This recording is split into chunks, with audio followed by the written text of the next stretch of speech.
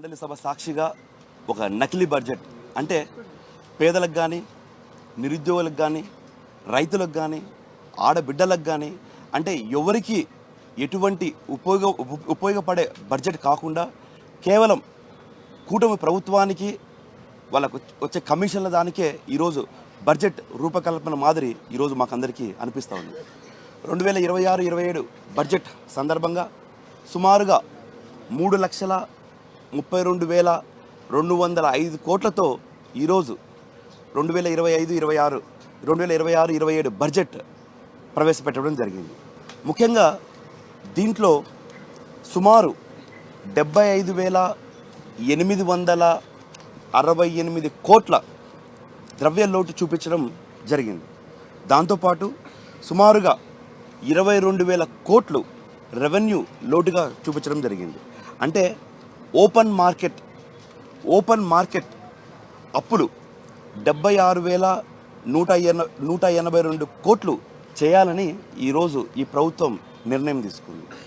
అంతేకాకుండా కేంద్రం నుంచి సుమారు 19,033 కోట్లు అప్పు చేయాలనేసి నిర్ణయం తీసుకుంది. అంటే ఈరోజు ఆంధ్రప్రదేశ్ రాష్ట్రంలో అప్పుల్లో నంబర్ 1గా ఈ కూటమి ప్రభుత్వం నిలిచడం జరిగింది.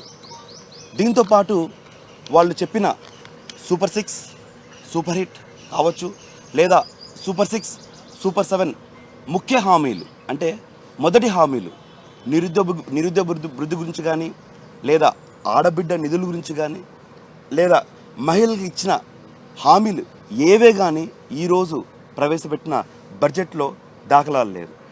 దాంట్లో ముఖ్యంగా నిరుద్యోగ వృద్ధి గురించి మనకందరికీ తెలిసిందే. 20 లక్షల ఉద్యోగాలు లేదా 3,000 రూపాయలు పెన్షన్ అని చెప్పారు. దాని గురించి ఎక్కడే కానీ ఒక చిన్న ఊసు కూడా లేదు.